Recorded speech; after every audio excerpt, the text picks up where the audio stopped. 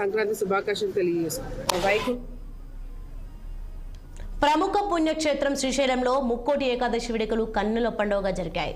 ఏకాదశి సందర్భంగా శ్రీ బ్రహ్మరాంబ సమేత మల్లికార్జున స్వామివారు రావణ వాహనంలో భక్తులకు దర్శనమిచ్చారు.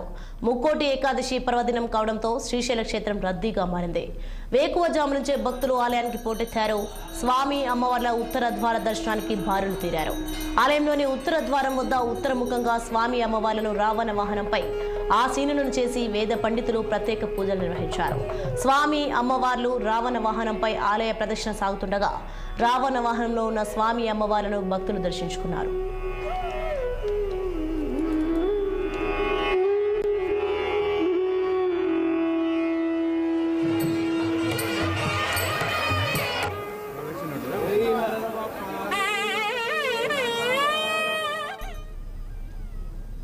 ఎన్టీఆర్ జిల్లా నంది